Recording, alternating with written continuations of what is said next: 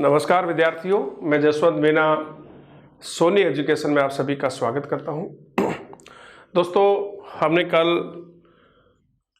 राजस्थान कला और संस्कृति में जो राजस्थान के लोक देवता थे उनके बारे में चर्चा की थी और आज हमारी जो क्लासें होंगी वो राजस्थान की लोक देवियों के बारे में होंगी। तो अगली आज आप हमारी क्लास है राजस्थान की लोक देवियाँ। तो टॉपिक का नाम है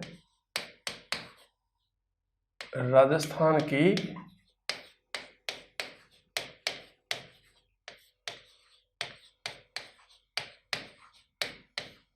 लोक देवियाँ।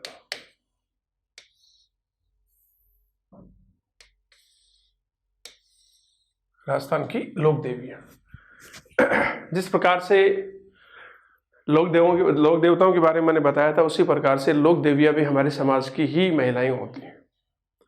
समाज की वो महिलाएं होती हैं जो बहुत ज़्यादा पढ़ लिख जाती हैं, जिन्होंने सिद्धियां प्राप्त कर ली, चमत्कार प्राप्त कर लिए, बहुत ज़्यादा ज्ञान प्राप्त कर लिया और उन सिद्धियों, उन चमत्कारों, उन ज्ञान का समाज में शोषित लोगों का उद्धार करने के लिए, समाज को एक नई दिशा देने के लिए, धर्म की रक्षा के लिए, लोगों को नैतिकता और सत्य के मार्ग पर चलने के लिए जिन लोगों ने कार्य किए थे, जिन महिलाओं ने, वो कालांतर में श्रद्धा की पात्र बन गई और वही महिलाएं फिर धीरे धीरे लोक देवी के रूप में पूजी जाने लग गई। तो देखते हैं लोक देवी। सबसे पहले लेते हैं हम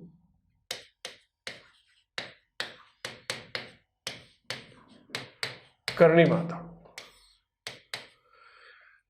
दोस्तों, करणी माता बीकानेर के राठौरों की इष्ट देवी और चारण समाज के लोगों की कुल देवी है। इनका जन्म जोधपुर के फलोदी तहसील के स्वाब गांव में हुआ था। ये जाति से चारण थी। इनके बारे में, इनके बायोडाटा, इन्होंने कैसे कैसे कार्य किए, क्या क्या इनके बारे में एग्जाम के दृष्टिकोण से जो तथ्य हैं वो हम अभी यहाँ उन पर चर्चा करेंगे। तो पहले बायोडाटा की बात कर लेते हैं। तो जन्म देखिए, जन्म हुआ विक्रम संवत 1444 में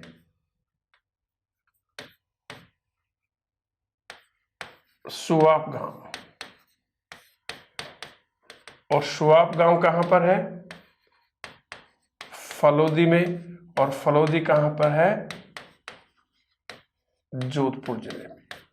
तो विक्रम संवत 1444 में फलोदी के सुहाप गांव में करणी माता का जन्म हुआ। जाति थी चारण और इनके पिता का नाम था मेहाजी चारण। मेहाजी चारण इनके पिता का नाम था और बचपन का नाम था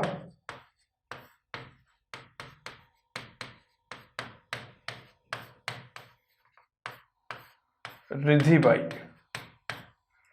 ये इनका बचपन का नाम था। पति थे इनके देपाजी बिट्ठू और ये देशनोक के थे।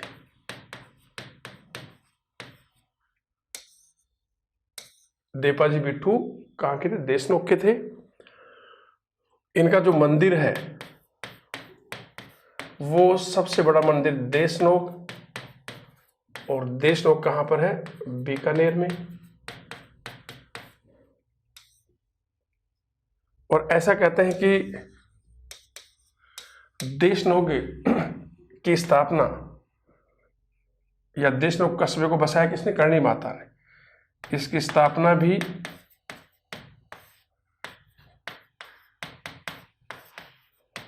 करणी माता ने की थी। देशनोक कस्बे की स्थापना किसने? करणी माता ने की थी। अन्य नाम करणी माता के जो अन्य नाम है, किन नामों से जाना जाता है वो देखिए। जोग माया भी कहते हैं इनको डोकरी के नाम से भी जाना जाता है और इन्हें दादी वाली माता और चूहों की देवी भी कहते हैं।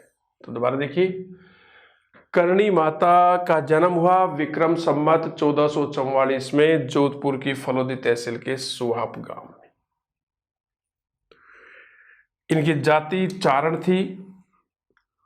पिता का नाम था मेहाजी चारण और बचपन का नाम था रिधिबाई। बचपन का नाम क्या था? रिधिबाई। इनके पति देपाजी बिट्ठू थे जो देशनोक के थे, लेकिन इनको वैराग्य हो गया और पति से क्षमा मांग करके इन्होंने पति को कहा कि मैं तुम्हारा सांसारिक जीवन में साथ नहीं दे पाऊंगी। तो फिर इन्होंने अपने पति का विवाह अपनी बहन, छोटी बहन गुलाब कंवर के साथ करवा दिया था। इनका मंदिर आपको पता है देशनोक है। देशनोक कहाँ? बीकानेर में। और कहते हैं कि देशनोक कस्बे की स्थापना भी करणी माता के द्वारा ही की गई थी। करणी माता को इन नामों से भी जाना जाता है। उन्हें जोग माया भी कहते हैं, उन्हें डोकरी के नाम से भी जाना जाता है, उन्हें दाढ़ी वाली माता भी कहते हैं, और ये उनका प्रचलित नाम है। सब लोग जानते हैं कि उन्हें चूहों की देवी भी कहा जाता है, क्योंकि करणी माता के मंदिर में बड़ी संख्या में आप जाओगे तो चूहे मिलेंगे, बिल्कुल भी बहुत बड़ी संख्या में। तो विश्व में चूहों की देवी के रूप में करणी माता ही जानी जाती है। आगे देखिए, इनकी जो इष्ट देवी है, करणी माता की इष्ट देवी तेमड़ा राय है, और करणी माता के मंदिर के पास ही इनका मंदिर भी है। करणी माता के मंदिर के पास ही तेमड़ा राय माता का मंदिर भी है। तो इनकी इष्ट देवी है तेमड़ा राय, और करणी माता के मंदिर के पास ही तेमड़ा राय माता का भी मंदिर है। करणी माता को आवड़ माता का अवतार भी माना जाता है। करणी माता का एक रूप, करणी माता का एक रूप सफेद चील भी होता है। इनका एक रूप सफेद चील भी होता है। ठीक है, ये भी क्वेश्चन आया कि सफेद चील किस माता का रूप माना जाता है? तो किसका माना जाता है? करणी माता का। करणी माता बीकानेर के राठौड़ों की इष्ट देवी और चारण समाज की कुल देवी। क्योंकि बीकानेर के राठौड़ों की जो इष्ट कुल देवी है वो नागनीची माता है, तो बीकानेर के जो राठौड़ हैं उनकी इष्ट देवी है करणी माता, और मुख्य रूप से चारण समाज की कुल देवी है। दोस्तों, जो मंदिर है करणी माता का देशनोक में, मंदिर को कहते हैं मठ। करणी माता के मंदिर को क्या कहते हैं? मठ कहते हैं, क्योंकि इसकी जो आकृति है उल्टे कटोरे जैसी है। इसके मंदिर के ऊपर जो गुंबद है उसकी आकृति उल्टे कटोरी अर्थात मठ जैसी है। इसी कारण करणी माता के मंदिर को क्या कहते हैं? मठ कहते हैं। मठ इसलिए कहते हैं कि मंदिर के ऊपर जो गुंबद है वो उल्टे कटोरी की भांति है, अर्थात मठ जैसा है, इसलिए इसको मठ भी कहते हैं। करणी माता के मंदिर में बहुत सारे चूहे हैं, इसीलिए करणी माता को विश्व में चूहों की देवी के नाम से जाना जाता है। लेकिन दोस्तों, करणी माता के मंदिर में सफेद चूहे भी होते, बहुत कम संख्या में होते हैं। यदि आप कभी जाओगे करणी माता के मंदिर में, यदि सफेद चूहे आपको दिखाई देते हैं तो ये मान के चलो कि करणी माता ने आपको दर्शन दिए हैं। और जो सफेद चूहे मंदिर में पाए जाते हैं, बहुत मुश्किल से दिखाई देते हैं, उनको कहते हैं करणी के काबा। मंदिर में सफेद चूहों को करणी के काबा, करणी के काबा कहते हैं, और सफेद चूहे यदि आपको दर्शन देते हैं तो इसका मतलब यह है कि चमत्कार हुआ है, माता ने आपको दर्शन दे दिए हैं। और जो मंदिर में जो चूहे हैं बहुत सारे, चारण समाज उनको अपना पूर्वज मानता है। मंदिर के चूहों को चारण समाज अपना पूर्वज मानता है, यानी कि उनको अपने पूर्वज मानते हैं। ये इनकी धारणा है कि ये पूर्वज कहीं अन्य ने जाकर के मरने के बाद में चूहा बन करके यहीं करणी माता के सानिध्य में रहते हैं। तो देखिए दोबारा, करणी माता की इस देवी है तेमड़ा राय माता, और करणी माता के मंदिर के पास ही तेमड़ा राय माता का मंदिर भी है। ठीक है, इनको आवड़ माता का अवतार भी माना जाता है। करणी माता का एक रूप सफेद चील भी होता है। ये बीकानेर के राठौड़ों की इष्ट देवी है और चारण समाज के लोगों की कुल देवी मानी जाती है। इनका मंदिर क्या कहलाता है? मठ कहलाता है। उसका कारण यह कि मंदिर के ऊपर जो गुंबद है उसकी आकृति उल्टे कटोरे यानी कि प्याले जैसी है, अर्थात मठ जैसी है, इसलिए उस मंदिर को मठ कहते हैं। मंदिर में सफेद चूहों को करणी माता के या करणी के काबा कहते हैं, और यदि सफेद चूहे दिखाई देते हैं आपको तो इसका मतलब ही करणी माता ने आपको दर्शन दे दिए हैं। और मंदिर के चूहों को चारण समाज अपना पूर्वज मानता है।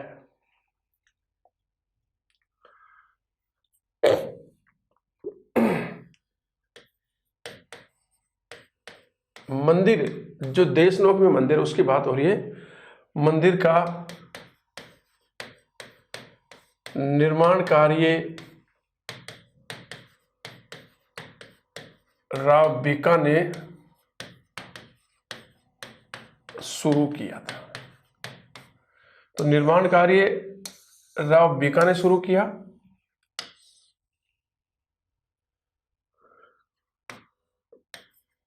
कुछ निर्माण कार्य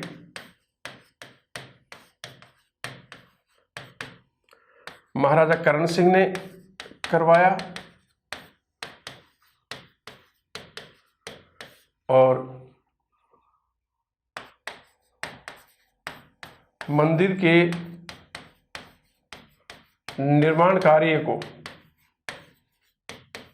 बीकानेर के महाराजा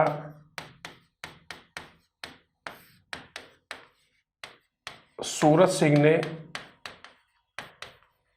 पूरा कराया। ठीक है, मंदिर को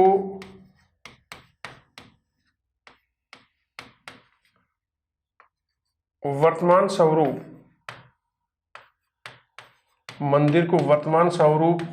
बीकानेर के महाराजा गंगा सिंह जी ने दिया।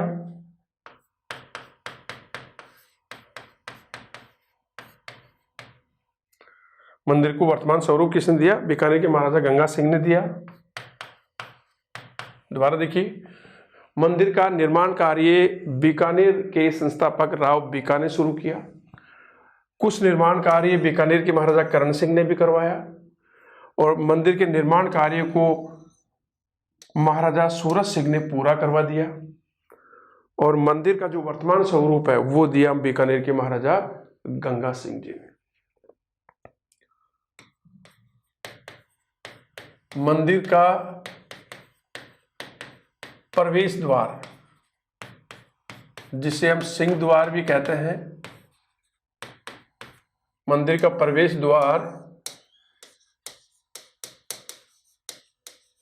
संगमरमर का बना हुआ है, और ये जो संगमरमर का है इसे बनवाया था बीकानेर के सेठ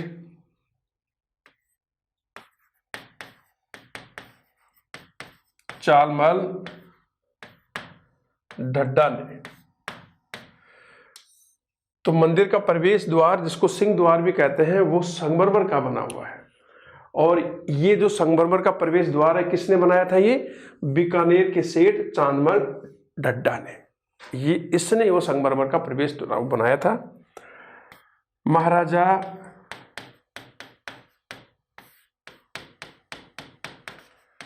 महाराजा गंगा सिंह ने करणी माता के मंदिर के लिए चांदी के किवाड़ भेंट किए थे। ठीक है। और अलवर के महाराजा, ध्यान देना, अलवर के महाराजा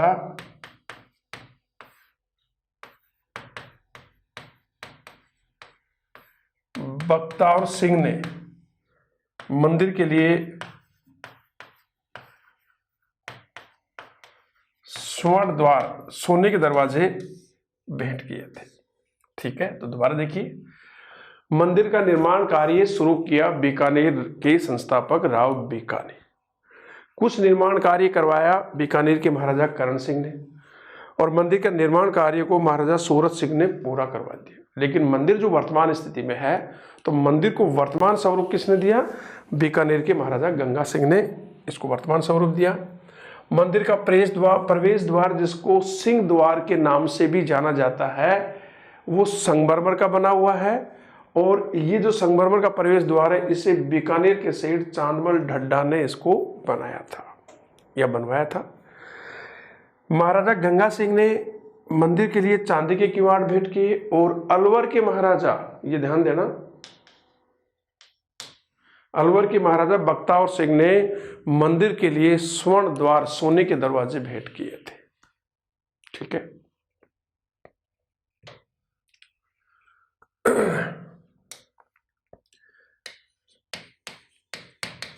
नेहड़ी, मंदिर के पास नेहड़ी नामक दर्शनीय स्थल है।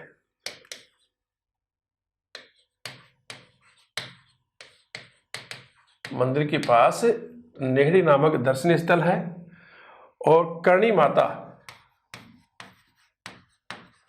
सर्वप्रथम यहीं रुकी थी।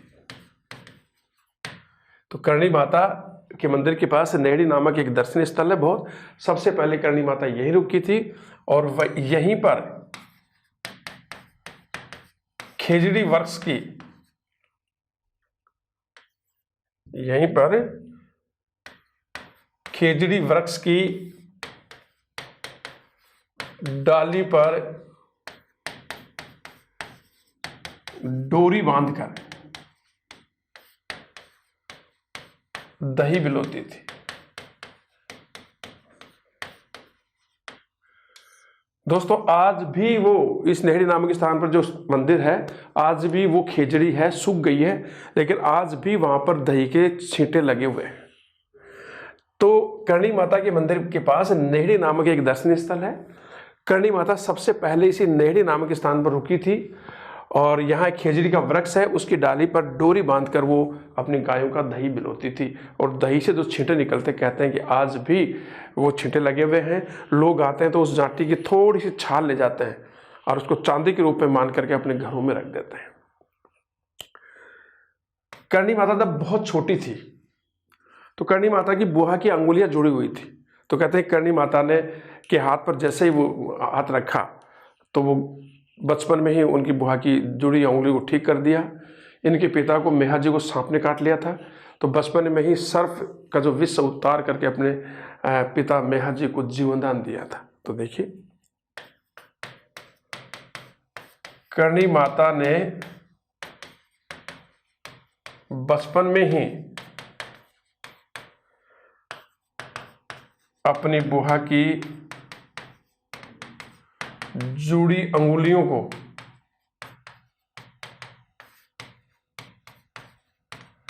ठीक कर दिया था, और इसी प्रकार अपने पिता मेहाजी चारण के सर्प विष को उतारकर उनको जीवन दान दिया था।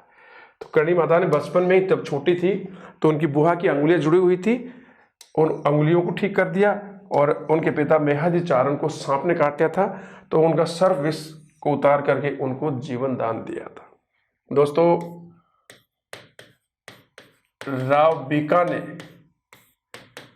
1488 ईस्वी में करणी माता के आशीर्वाद से, करणी माता के आशीर्वाद से ही बीकानेर शहर की स्थापना करके यहाँ राठौड़ों की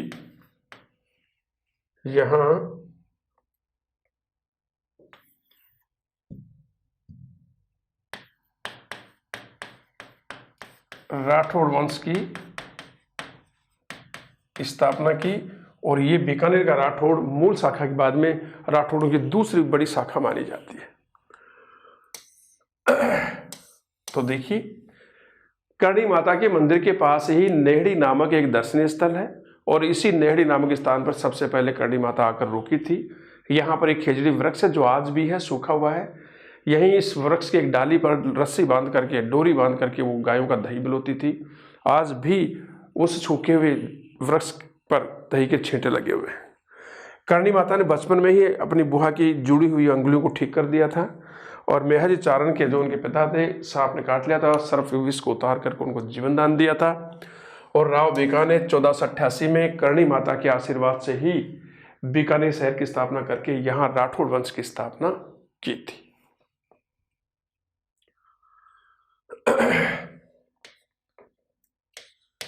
राव जोधा ने, जो जोधपुर के संस्थापक है,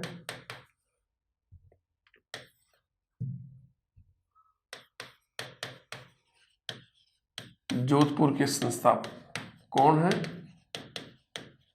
राव जोधा। तो राव जोधा जो जोधपुर के संस्थापक हैं, राव जोधा ने 12 मई 1459 ईस्वी को करणी माता के हाथों से ही मेहरान गढ़ दुर्ग की नींव रखवाई थी। तो राव जोधा जो जोधपुर के संस्थापक थे ने 12 मई 1459 को करणी माता के हाथों से ही मेहरानगढ़ दुर्ग की नींव रखवाई थी। दोस्तों, पुंगल के राजा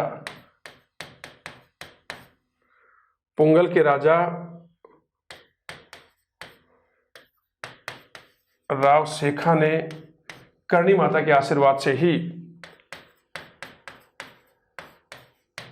विजय प्राप्त की थी। तो पुंगल के राजा राव शेखा ने करणी माता के आशीर्वाद से ही विजय प्राप्त की थी और कहते हैं कि करणी माता ने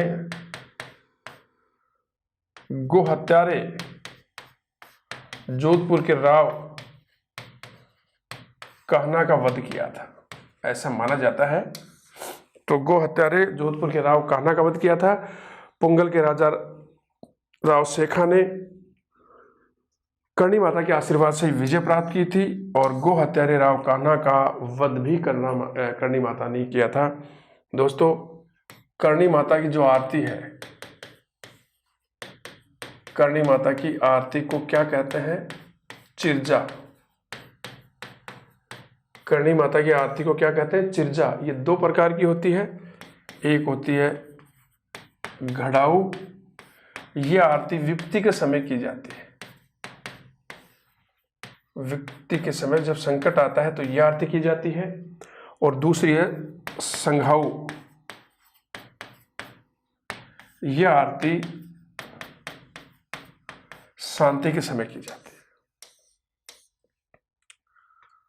दोनों माह के नवरात्रों में अर्थात चैत्र और आश्विन माह के नवरात्रों में यहाँ मेला भरता है। तो दोबारा देखिए, राव जोधा जो जोधपुर के संस्थापक थे, उन्होंने 12 मई 1459 ईस्वी को करणी माता के हाथों से ही मेहरानगढ़ दुर्ग की नींव रखवाई थी। पोंगल के राजा राव शेखा ने करणी माता के आशीर्वाद से विजय प्राप्त की थी और गो हत्यारे राव कान्हा का वध भी कहते हैं कि करणी माता ने की थी, जो जोधपुर के ही महाराजा थे। करणी माता की जो आरती है उसे क्या कहते हैं? चिरजा कहते हैं। ये दो प्रकार की होती है। एक होती है घड़ाऊ, ये आरती विपत्ति के समय की जाती है, जब संकट होता ये आरती की जाती है। संघाऊ, ये आरती शांति के समय की जाती है। और दोनों माहों चैत्र और आश्विन माह के नवरात्रों में मेले का आयोजन भी होता है। अगला देखिए, चारण समाज के लोग, खासकर से दो देपाजी बिट्ठू है उसके वंशज, यानी कि चारण समाज के लोग कपिल मुनि के मेले में नहीं जाते। और कपिल मुनि का मेला कहां भरता है? कोलायत में भरता है, कोलायत में। और ये कपिल मुनि कौन थे? सांख्य दर्शन के प्रवर्तक। तो चारण समाज के लोग कपिल मुनि के मेले में जो कोलायत में भरता है नहीं जाते हैं। इसका कारण यह है कि करणी माता की जो बहन थी, करणी माता की छोटी बहन गुलाब कंवर, करणी माता की छोटी बहन कौन थी? गुलाब कंवर। तो करणी माता की छोटी बहन गुलाब कंवर का बेटा का पुत्र, जिसे करणी माता का दत्तक पुत्र भी कहते हैं। तो करणी माता की बहन गुलाब कंवर का पुत्र लाखन रक्षाबंधन के दिन, रक्षाबंधन कब आती है? श्रावण पूर्णिमा को। रक्षाबंधन कब आती है? श्रावण पूर्णिमा को। तो रक्षाबंधन के दिन कोलायत झील में डूबकर मर गया था। इस कारण ये इस मेले में नहीं जाते हैं। तो मैंने पहले बताया करणी माता को वैराग्य हो गया था, तो इन्होंने अपने पति देपाजी बिट्ठू से विनय किया कि आप, मैं आपका संसारिक साथ नहीं दे पाऊंगी, तो आप मेरी छोटी बहन गुलाब कंवर से विवाह कर लो। तो उन्होंने गुलाब कंवर से विवाह करा दिया। गुलाब कंवर के देफू जी जो करणी माता के पति थे, उनके बेटा कौन सा? लाखन, जो करणी माता उसको अपना दत्तक पुत्र भी मानती थी। और रक्षाबंधन यानी कि श्रावणी पूर्णिमा के दिन वो कोलायत झील में नहा रहा था और डूब गया। इसी कारण चारण समाज के लोग कपिल मुनि में का जो मेला है उसमें भाग नहीं लेते हैं। दोस्तों, विक्रम संवत 1595 में लगभग 151 वर्ष, विक्रम संवत 1595 में करणी माता ने धिनेरू की तलाई, और ये स्थान है बीकानेर में, बीकानेर के धिनेरू की तलाई में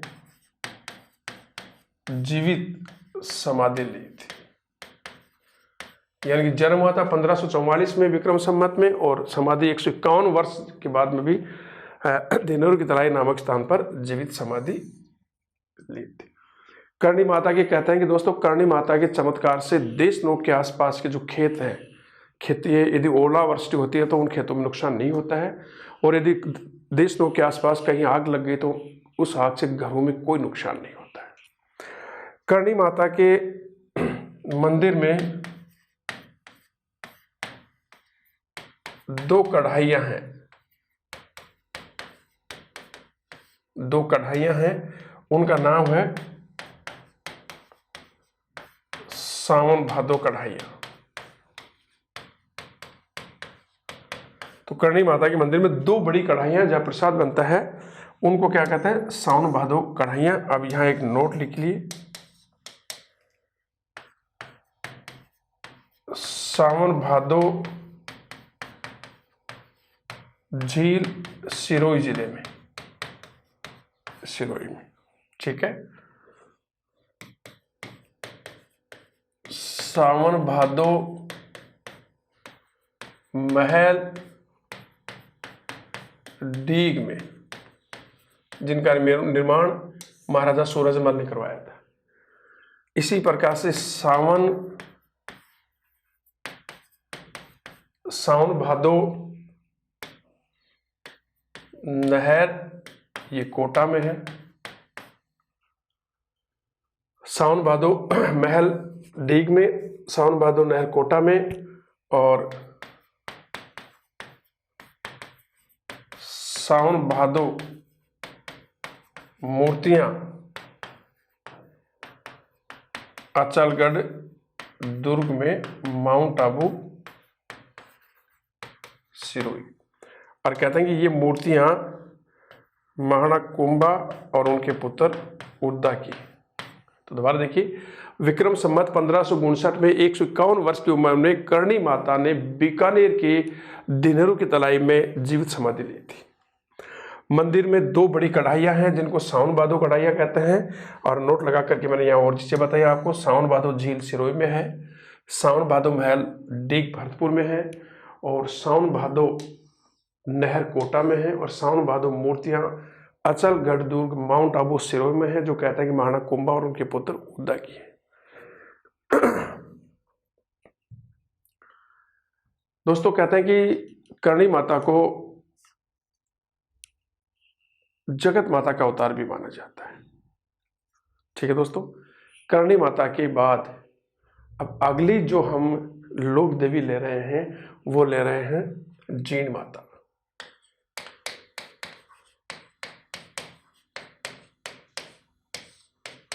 जीण माता बहुत ही लोकप्रिय लोक देवी है। देखिए दोस्तों, जीण माता के बारे में बता दूं, जीण माता सिक्कर के चूरू के धांधु गांव की रहने वाली थी।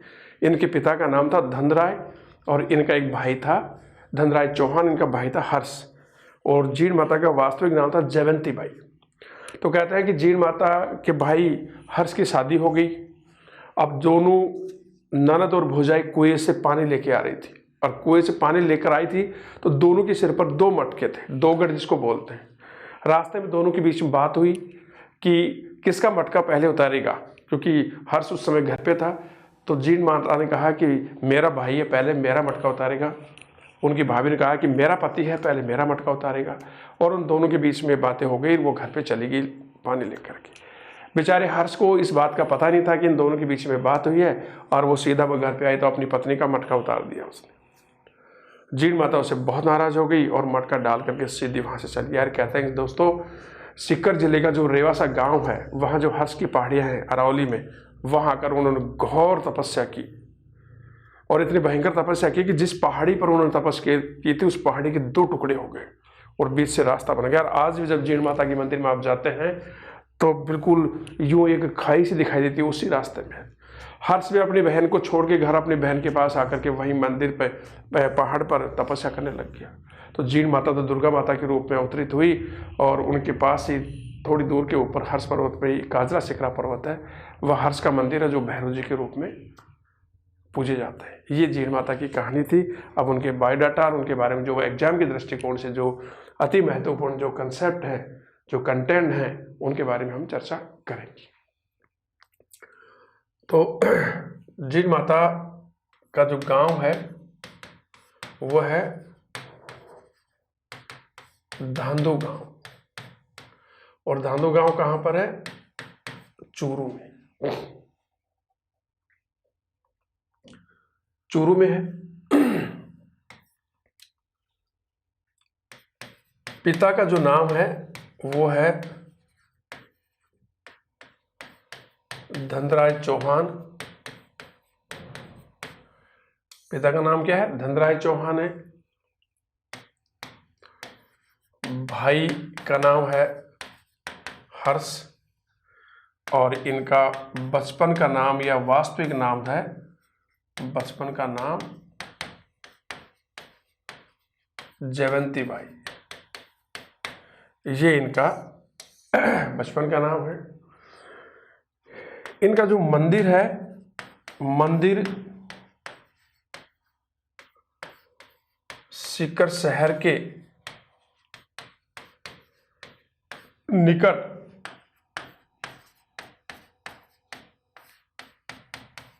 रेवासा गांव में, ध्यान रखना इसको, रेवासा गांव में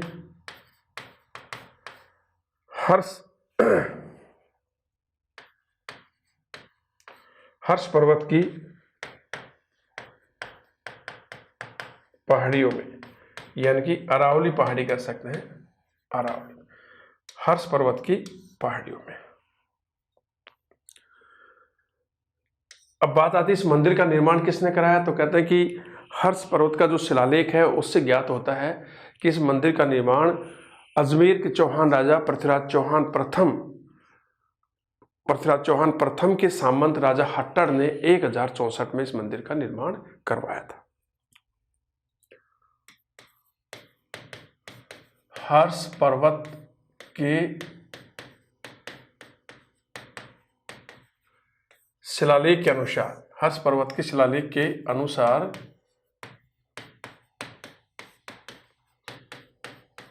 मंदिर का निर्माण 1064 ईस्वी में, मंदिर का निर्माण 1064 ईस्वी में पृथ्वीराज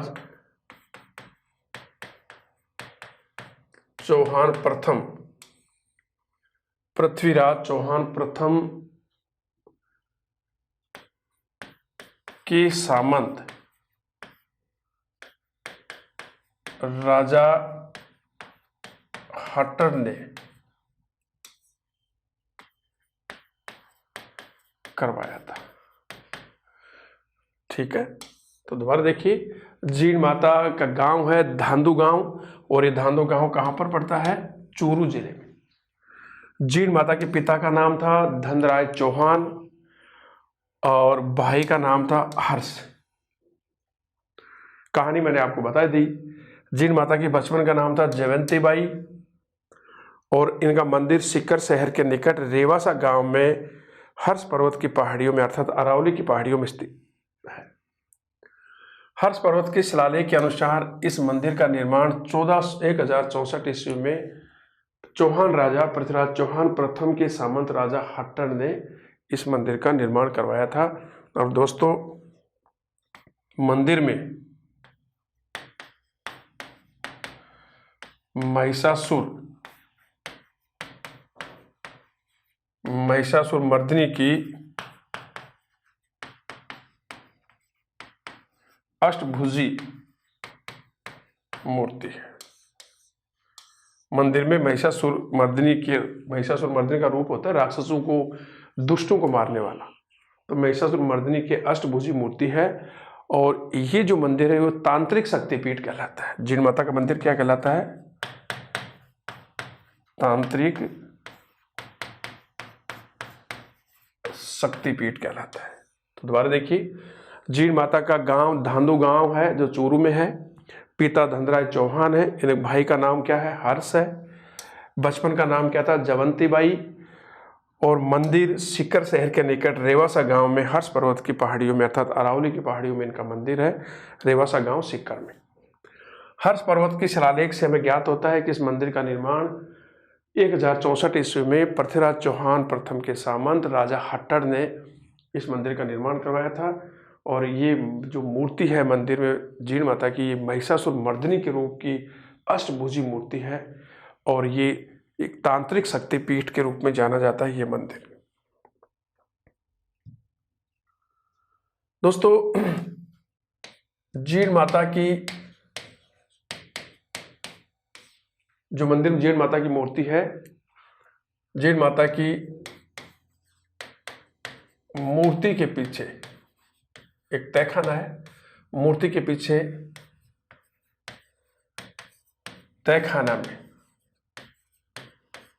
भ्रमर माता की ध्यान से देखना, मूर्ति के सामने एक पीतल का धड़ है। दोबारा देखिए, जीण माता की जो मंदिर में मूर्ति है, तो जीण माता की मूर्ति के पीछे एक तहखाना है और उस तहखाने में भ्रमर माता की मूर्ति है। मूर्ति के सामने पीतल का एक धड़ पड़ा है और कहते हैं कि दोस्तों ये पीतल का धड़ वीर जगदेव पंवार का है, जिसने जीण माता को अपने सिर की बलि दी थी। तो जीण माता की मंदिर के पीछे जो तहखाना है उसमें भ्रमर माता की मूर्ति के सामने पीतल का एक धड़ पड़ा है और ये धड़ किसका है? वीर जगदेव पंवार का है। आगे देखिए दोस्तों, जीण माता को चौहानों की, और चौहान कौन से? अजमेर, चौहानों की कुलदेवी जीण माता चौहानों की कुलदेवी,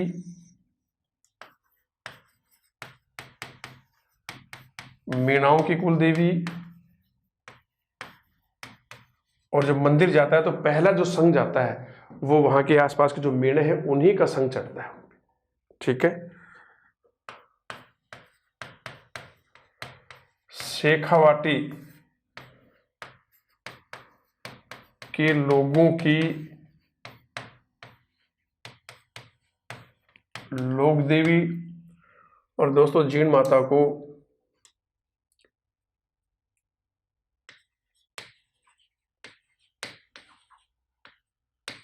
मधुमक्खियों की देवी भी कहते हैं।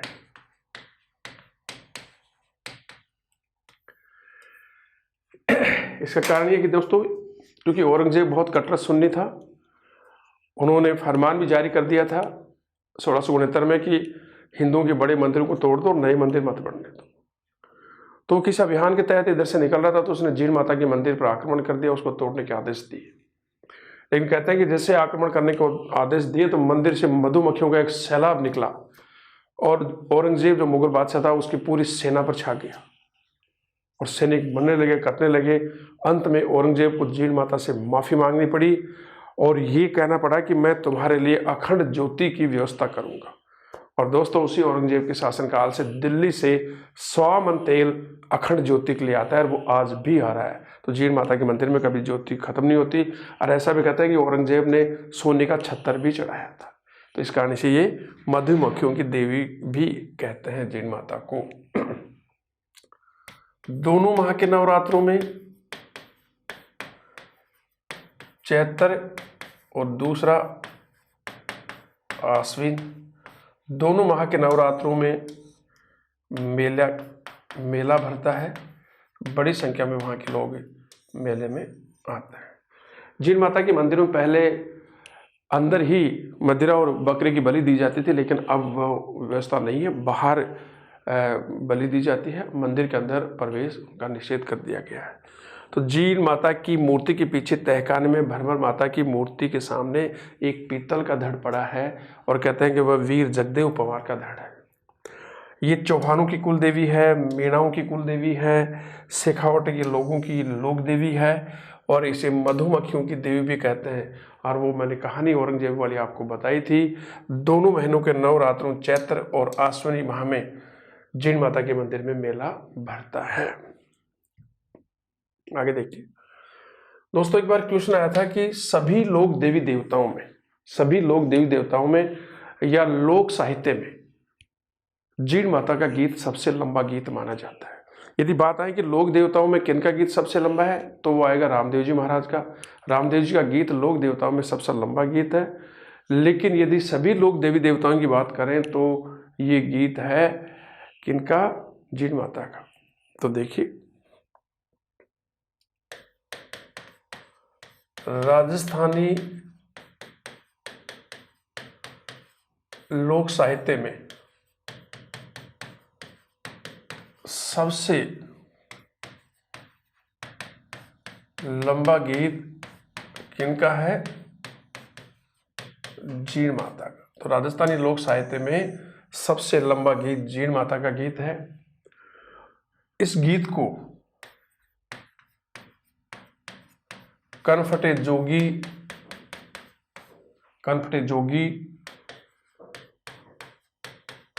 केसरिया वस्त्र पहनकर, माथे पर सिंदूर लगाकर, डमरू और सारंगी वाद्य यंत्र के साथ गाते हैं। डमरू और सारंगी वाद्य यंत्र के साथ गाते हैं। इस गीत को चिरजा कहते हैं और ये बहुत ही कर्ण प्रिय गीत है। और कहते हैं कि दिन में इस गीत को गाया जाता है। बहुत ही कर्ण प्रिय, मन को छूने वाला गीत है और दिन में इसको गाया जाता है। अब यहां ये बात करें कि लोक देवताओं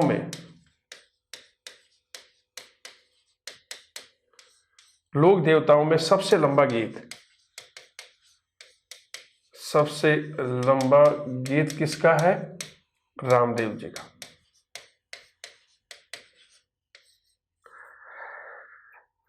रामदेव जी सभी लोक देवताओं में एकमात्र ऐसे लोक देवता थे जो कवि थे और उन्होंने एक ग्रंथ लिखा था 24 वाणियां।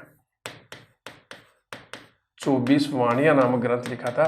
तो क्वेश्चन आया था कि सभी लोग देवी देवताओं में सबसे लंबा गीत किसका है? तब तो आता है किसका? जीण माता का। यदि देवी और देवताओं दोनों को मिला करके, और यदि क्वेश्चन आता है कि लोक देवताओं में, केवल लोक देवताओं में सबसे लंबा गीत किसका है? वो रामदेव जी का है। रामदेव जी एकमात्र कवि थे जिन्होंने ये ग्रंथ भी लिखा था। लेकिन लोक देवियों में सबसे लंबा गीत किसका है? जीण माता का। तो राजस्थान लोक साहित्य में सबसे लंबा गीत जीण माता का है। इस गीत को कनफटे साधु केसरिया वस्त्र पहनते हैं, माथे पर सिंदूर लगा करके डमरू और सारंगी वाद्य यंत्र के साथ गाते हैं। इसको चिरजा कहते हैं। बहुत ही कर्ण प्रिय गीत है और ये दिन में गाया जाता है। लोक देवताओं में सबसे लंबा गीत रामदेव जी का है। रामदेव जी ने ये ग्रंथ भी लिखा था।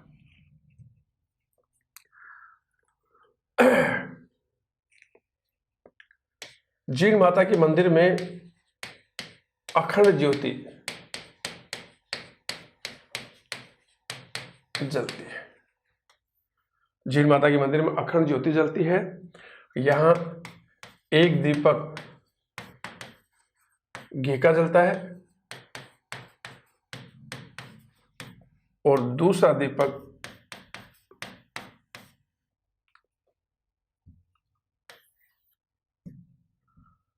दीपक किसका जलता है? तेल का। और अखंड ज्योति के लिए अखंड ज्योति के लिए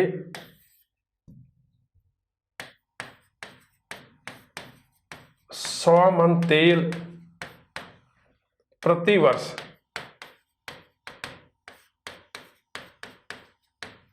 दिल्ली से आता है और इसकी व्यवस्था की थी मुगल सम्राट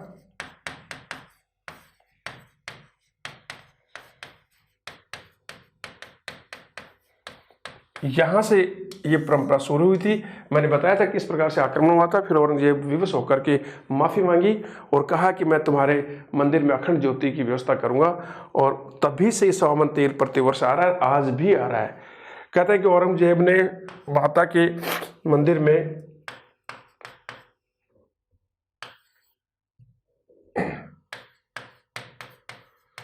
सोने का छत्तर भी चढ़ाया था।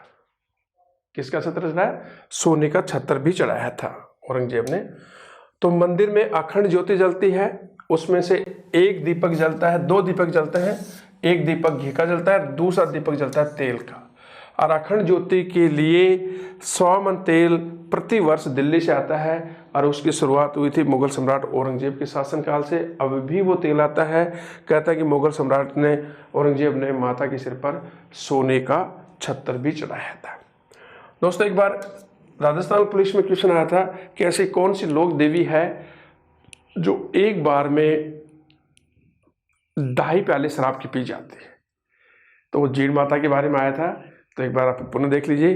देखिए, जीण माता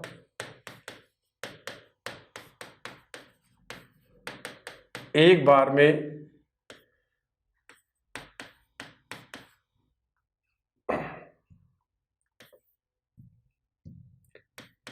2 ढाई प्याले शराब के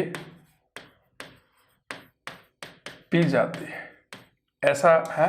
अभी क्या था क्या नहीं था, तो जीण माता एक बार में 2.5 प्याले शराब के पी जाती है।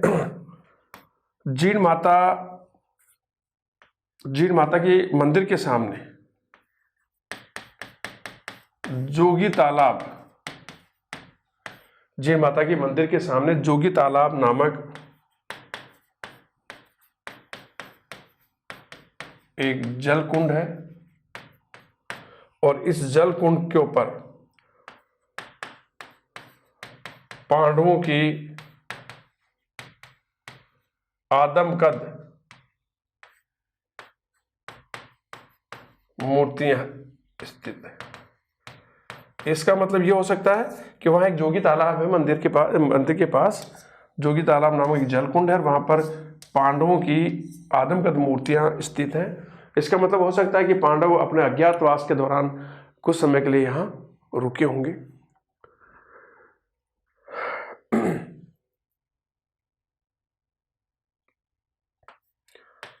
2003 में जीण माता के ऊपर जीण माता नाम से फिल्म भी बन चुकी है। तो देखिए, जीण माता के मंदिर में अखंड ज्योति जलती है, वहाँ 2 दीपक जलते हैं, एक दीपक घी का जलता है, दूसरा दीपक जलता है तेल का। और अखंड ज्योति के लिए 100 मन तेल प्रतिवर्ष कहाँ से आता है? दिल्ली से आता है। और इसकी व्यवस्था किसने की थी? मुगल सम्राट औरंगजेब ने। वो मैंने आपको बता दिया किस तरह से मधुमक्खियों के आक्रमण हुए, किस तरह से औरंगजेब को माफ़ी मांगनी पड़ी, और अखंड ज्योति जलाने की उन्होंने प्रतिज्ञा की कि मैं इसके लिए व्यवस्था करूंगा, और वो तेल आज भी आता है। और ऐसा भी माना जाता है कि जीण माता के मंदिर में जो सोने का छत्तर था वो औरंगजेब के द्वारा चढ़ाया गया था। जीण माता एक बार में ऐसी मान्यता है कि 2.5 प्याले शराब की पी जाती है। और जीण माता के मंदिर के सामने एक जोगी तालाब नामक जल कुंड है। कहते हैं कि यहाँ पांडवों की मूर्तियाँ हैं, वो अज्ञातवास के दौरान यहाँ पर आए थे। और 2003 में जीण माता के नाम से फिल्म का भी निर्माण हो चुका है। यहाँ एक नोट करके एक चीज और देखिए आप,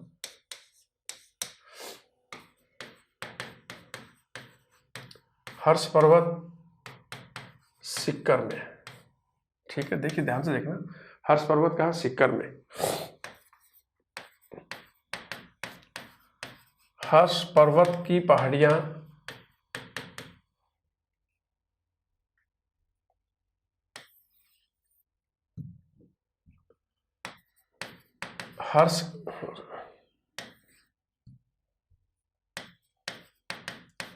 हर्ष की पहाड़ियां कहाँ है? ये अलवर में, थोड़ा ध्यान देखना। और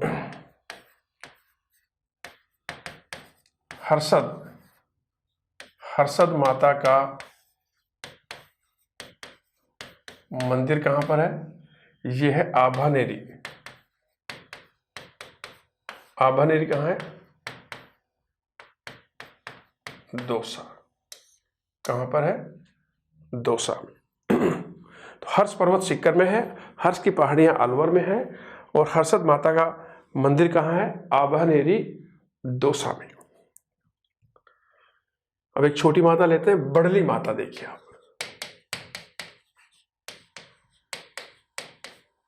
बड़ली माता।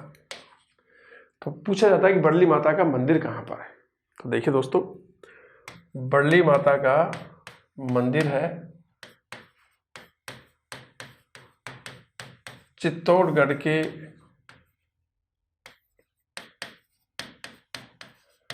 आकोला कस्बे में।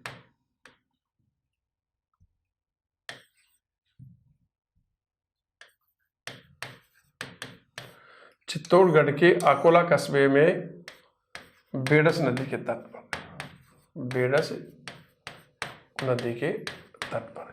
तो बड़ली माता का मंदिर कहाँ है? चित्तौड़गढ़ जिले की बात आती है, चित्तौड़गढ़, कस्बा कौन सा है? आकोला कस्बा, और नदी बेडस नदी के तट पर।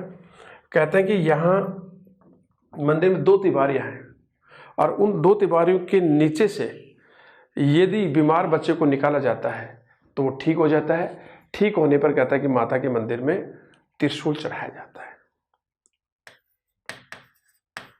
मंदिर में स्थित दो तिवारियों से, मंदिर में स्थित दो तिवारियों से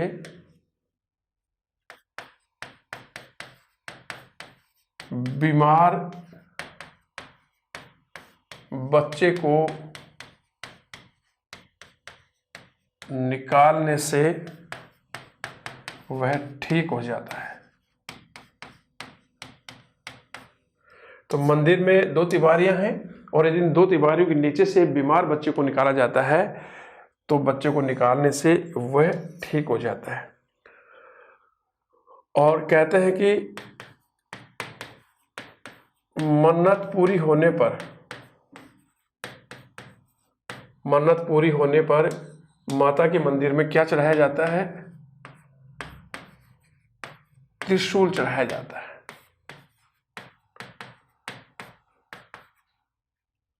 त्रिशूल